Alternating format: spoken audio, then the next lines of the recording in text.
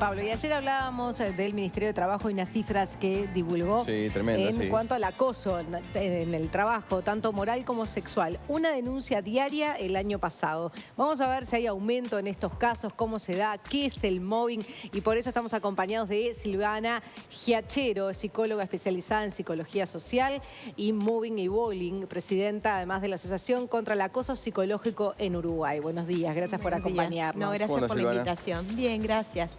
Bien, vamos a comenzar con algunas cifras para repasar, Juan Miguel, y ya charlamos con Silvana. Sí, ayer comentábamos que en total las denuncias presentadas frente a la Inspección de Trabajo por temas vinculados a las condiciones laborales, en realidad son más de 3.000, 3.200, casi 10 por día. Pero en el caso de lo que el Ministerio denomina acoso moral, y ya Silvana nos va a explicar por qué no se debe decir así, y acoso sexual, hay en total 367, es decir, casi una por día, el año pasado que tuvo 366, de las cuales 309 tienen que ver con acoso que el Ministerio califica de moral y las otras 58 con acoso sexual.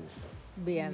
Y estamos más acostumbrados a hablar de bullying que de mobbing. ¿Qué es el mobbing? Vamos a explicar bien. El mobbing es el acoso psicológico, sistemático y repetitivo que se vive en el lugar de trabajo, donde un hostigador o un depredador organizacional, como se lo suele llamar desde el punto de vista de la psicología, dispara un fenómeno que se llama del chivo expiatorio, donde empieza a descalificar a esta persona.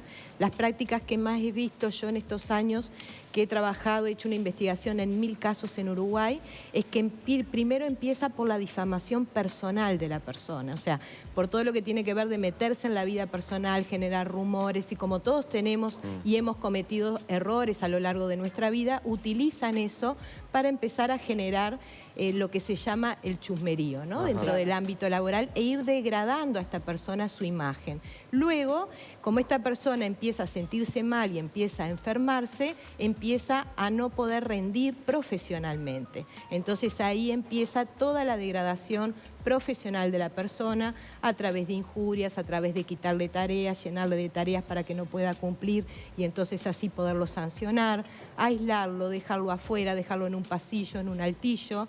Y esto lo que hace es que la persona, al irse enfermando, su propia enfermedad va a ser la que los demás van a justificar que por eso le hacen el acoso, ¿no? Porque el acoso existe en base a ¿qué? A culpabilizar a la víctima de que es merecedora de lo que se le está haciendo, y eso genera el efecto de mimetismo en el resto del grupo. El resto del grupo cree que está bien lo que le están haciendo porque esta persona se lo merece.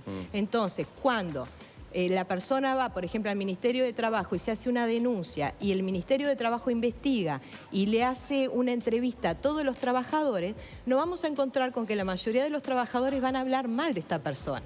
Y a su vez, si esta persona tiene un diagnóstico psiquiátrico de depresión o de algún tipo de trastorno, eso va a ser lo que va a terminar justificando. Por eso esos diagnósticos terminan siendo lapidantes para la persona. Una persona ir y hacer la denuncia, porque además cuando ustedes dicen entrevistamos a todos los demás de la empresa, ¿saben que fue porque esa persona hizo la denuncia? El tema es el siguiente, o sea, el Ministerio del Procedimiento, primero, vamos a aclarar una cosa, las denuncias que en este momento tiene el Ministerio de Trabajo no reflejan la realidad. Yo me animaría a decir que es un 10% de las personas que en este momento están sufriendo de acoso laboral, ¿bien? ¿Por qué? Porque la mayoría de las personas no denuncian. Un 10% de los que trabajan, así que estamos hablando de... Un 10% de las personas que están sufriendo acoso laboral. Las que denuncian. Las que denuncian en el Ministerio de Trabajo. Más de 30.000. Más de 30.000. Sí. Y te explico por qué. Primero, porque la mayoría no denuncia, porque hay mucho miedo, porque hay un descreimiento en el sistema, porque cuando uno va a hacer la denuncia, esa denuncia, como tú bien decís, queda pública, todo el mundo puede ver lo que la persona denuncia. Entonces, la empresa, naturalmente, lo que hace es activar los mecanismos de defensa contra el que denuncia, ve como traidor al que denuncia. Porque en lugar una palabra de uno contra la otra. A su vez, además son los jefes, ¿no? Y hasta muchas los dueños veces, de las empresas. Claro, generalmente el acoso que más se da es de arriba hacia abajo. Claro. Exacto. Por otro lado, los tiempos, a veces lleva 1 año, 2 años, y muchas muchas veces las investigaciones que se hacen en lo privado, porque en lo público ni siquiera interviene, porque lo que hace el Ministerio de Trabajo en lo público es pedirle al ente público que haga la investigación pertinente y ellos monitorean esa investigación. O sea, el propio ente donde hay acoso laboral es el que determina si no hay o si hay acoso laboral. Por otro lado, los tiempos, estamos en una situación de emergencia cuando la persona está sufriendo acoso laboral. Ya necesita ser atendida, sacada, rescatada de ese lugar. Y imagínate, 1 año o 2 años estar esperando. El daño es tremendo en ese El daño es tremendo. A eso agregarle que la persona... agarra, digo, en el caso de ser un jefe, me imagino que hablará con todo el resto del personal y la gente con tal de cuidar el trabajo no se anima a hablar mal del otro. Generalmente cuando la sentencia sale del Ministerio de Trabajo, que es otro de los temas, casi nunca sale a favor de la víctima, lo que tenemos es que la persona ya está arruinada, despedida, o renunció o lo peor, se suicidó. Que el mayor riesgo de suicidio, sí, lo corren los hombres principalmente. Casi nunca decías, se toma en cuenta la denuncia o la denuncia favorable a quien la hace, y me imagino que eso desestimula a denunciar, pero también que muchas veces la persona ni siquiera es consciente de que está sufriendo ese tipo de trato, o está naturalizado, se considera normal. De repente muchas empresas, de gente que nos está, escuchando, hasta algunos lo toman como una broma. Y ¿cómo se diferencia eso? O el que lo hace capaz no sabe que eso está... Pero, ahí va, pero ¿cuál es el límite? ¿Qué nos puede llegar a estar hablando de una situación realmente problemática? ¿Y cuáles son cosas normales dentro de grupos humanos y ambientes laborales? Lo que hace al acoso laboral es lo sistemático y repetitivo, lo sostenido en el tiempo. Es un hecho encadenado con otro hecho que cuando las personas muchas veces lo miran de afuera creen que son hechos aislados. La habilidad nuestra como peritos es determinar lo repetitivo y lo sistemático, ¿entienden? Entonces ahí es donde se tiene que decir sí hay acoso laboral. No tiene por qué haber intencionalidad, porque probar la intencionalidad es muy difícil, no tiene por qué haber necesariamente daño, si bien en la mayoría de las veces hay daño, porque ya cuando la persona denuncia ya ha pasado muchísimo tiempo. Pero eso es lo que hace al acoso laboral. Y cuando estamos frente a un grupo que todos hablan mal de una persona, estamos frente a un proceso de chivo expiatorio que es un proceso de acoso laboral. Y eso no lo toman en cuenta. Cuando la persona, tenemos un funcionario que es excelente y de repente empieza a tener un legajo manchado, a faltar, a llegar tarde, a que le bajen las notas, esto es un antes y un después que hay que tenerlo en cuenta. Cuando ese antes y después laboral coincide con la historia clínica de la persona que está enferma, que se empieza a enfermar, entonces empezás a juntar datos, que es lo que hace a que la persona está siendo víctima. ¿Cuál es el perfil de los acosadores? ¿Más hombres que mujeres? ¿Más mujeres que hombres? ¿General jefes? ¿Edades?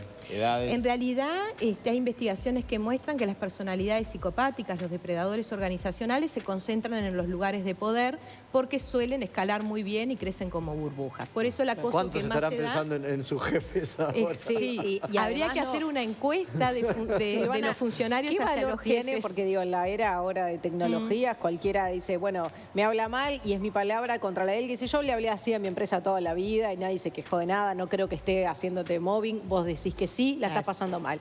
¿Filmás o tenés un audio en el celular? Bueno, eso depende mucho, y acá me voy a meter, yo trabajo hace mucho con abogados, pero es la parte de ellos. Hay como 2 leyes con respecto a eso. Sí sirven las grabaciones, no sirven las grabaciones. Entonces, ahí hay que ver, según la estrategia que arme el abogado, porque esto es como un juego de ajedrez. Es legal filmar al jefe hablándote, por ejemplo. Exacto, porque he tenido casos donde la empresa después denuncia a la víctima diciendo que eso es ilegal. Que eso es ilegal. O mostrando correos, cuando los mails, por ejemplo, de las grandes corporaciones, te dice que los correos son privados de la empresa. Entonces tú imprimes los correos, los presentas como prueba y después la empresa va en contra tuyo porque tú presentaste algo que no debías presentar. Entonces, es muy perversa esta dinámica. Es tan perversa que la víctima siempre termina siendo la culpable. Hay casos que se han ganado donde no es la víctima la que lo ganó, es el victimario que dio vuelta a la situación, se disfrazó de víctima, hizo la denuncia y ganó el caso. Entonces, hay que tener muchísimo cuidado. Primero, estamos hablando de un delito, estamos hablando de peritajes criminológicos, estamos hablando de personalidades psicopáticas, que no hay que tener miedo, no son monstruos, son personas como nosotros que tienen un funcionar psicopático y depredador. Estamos hablando que la gente se enferma, queda fuera del sistema productivo, solo 2 de 10 se puede reintegrar a su lugar de trabajo después de haber sufrido esto. Generalmente las personas que son atacadas por este tipo de dinámicas son buenos trabajadores. trabajadores, porque al mal trabajador no le precisás hacer mobbing para despedirlo. O sea, es malo y lo despedís y ya está. Claro. ¿Ah?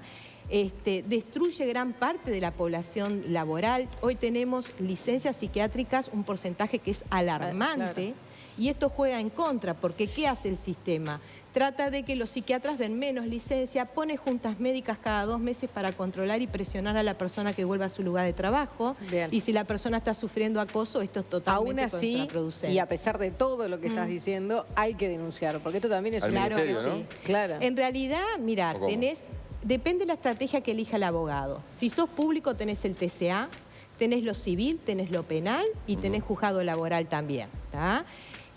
Hoy en día la experiencia que tenemos lamentablemente con el Ministerio de Trabajo, si bien han avanzado mucho y han mejorado mucho el sistema, no responde a las necesidades de emergencia y no tienen, ¿qué pasa? Un equipo que está investigando una situación de acoso laboral tiene que tener un experto, psicólogo, psiquiatra, perito, porque el que debe de determinar si estamos frente a una víctima o un hostigador no es un abogado.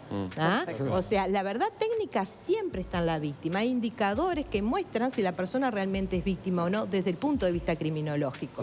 Y no lo puede determinar un abogado. Muy bien. Silvana Giachero, muchísimas gracias. No, gracias a ustedes. Gracias por venir. Muchas gracias. Momento de hacer una tanda, ya seguimos.